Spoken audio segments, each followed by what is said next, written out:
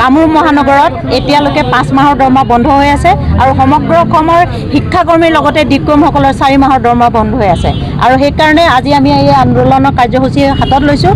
এই অকল আন্দোলনৰ কাৰ্যসূচী এই কাৰণে লোৱা নাই যে তেওঁলোকে দৰমহা দিয়া নাই। আমি বাৰম্বাৰ তেওঁলোকৰ লগত আলোচনা কৰিছোঁ, তেওঁলোকক মেমৰেণ্ডাম দিয়া গৈছে, তেওঁলোকৰ লগত কথা পতা গৈছে।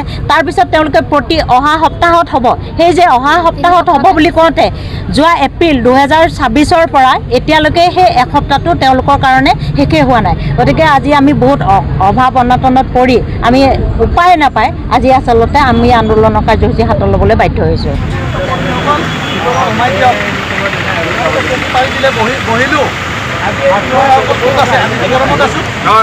আধা ঘণ্টামান টাইম দিছোঁ। আধা ঘণ্টাৰ পিছত 25 বছৰ কাম কৰিছোঁ, ইয়াত অধিকাৰ আছে, ৰাইট আছে। 25 বছৰ ইয়াত কৰ্মৰত হৈ আছোঁ, আমাৰ ৰাইট আছে। আধা ঘণ্টা কৰি থকা হৈছে ইয়াত। আজি ওলাই আহিব লাগিব চব। মিছন ডিৰেক্টৰে 3 সপ্তাহ টাইম লৈছিল, আজি 4 সপ্তাহ হৈ গ'ল। কিয় দৰমহা দিব নোৱাৰে? টকা আছে, তেওঁলোকৰ মাজত কিবা এটা খেলি মেলি হৈছে অফিচাৰবিলাকৰ লগত লগালগি, কিন্তু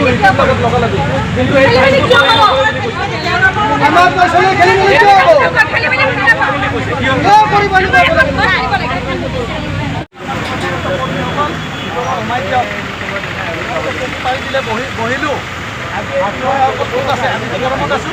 গতিকে আধা ঘণ্টামান টাইম দিছোঁ। আধা ঘণ্টাৰ পিছত 25 বছৰ কাম কৰিছোঁ, ইয়াত অধিকাৰ আছে, ৰাইট আছে। 25 বছৰ ইয়াত কৰ্মৰত হৈ আছোঁ, আমাৰ ৰাইট আছে। আধা ঘণ্টা কৰি থকা হৈছে ইয়াত। আজি ওলাই আহিব লাগিব চব। মিছন ডিৰেক্টৰে 3 সপ্তাহ টাইম লৈছিল, আজি 4 সপ্তাহ হৈ গ'ল।